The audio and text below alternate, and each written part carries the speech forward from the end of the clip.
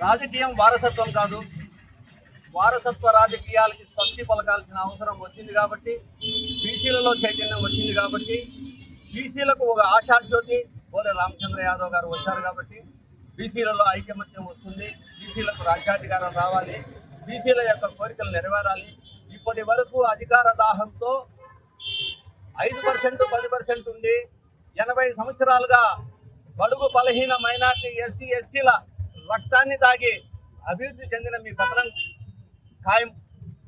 బీసీల అభ్యుదయకి, బీసీలను వెలుగుబాటులో నడిపించడానికి కంకణం కట్టుకున్నటువంటి రామచంద్ర యాదవ్ గారు ఈ 5 డిమాండ్ల కోసం 31వ తేదీ అన్ని జిల్లా హెడ్ క్వార్టర్లో మేము కలెక్టర్లకి మా యొక్క డిమాండ్ను తెలియజేసి ప్రభుత్వానికి విన్నవించమని ఆదేశించడం జరిగింది.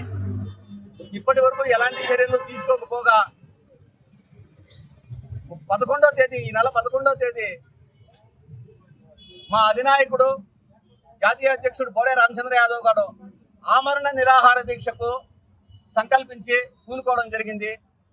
మా డిమాండ్లు నెరవేర్చకపోతే ఆయనతో పాటు మేమందరం కూడా ఆమరణ నిరాహార దీక్షలో పాల్గొంటాం.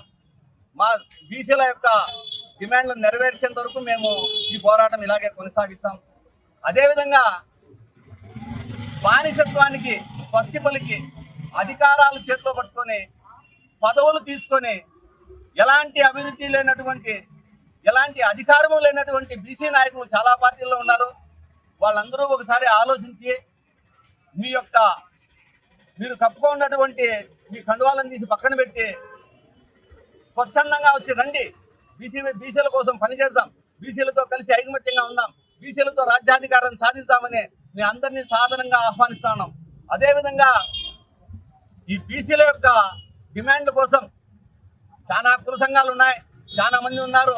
మీరందరూ కూడా ఒక్కసారి ఆలోచన చేయండి. రామచంద్ర యాదవ్ తన స్వార్థం కోసం ఏది ఆలోచన చేయడం లేదు. ప్రజా సంక్షేమం కోసం, ప్రజల యొక్క సంక్షేమం కోసం, బీసీల సంక్షేమం కోసం ఈ ఉద్యమాన్ని చేపట్టారు, ఈ బీసీవై పార్టీని పెట్టారు.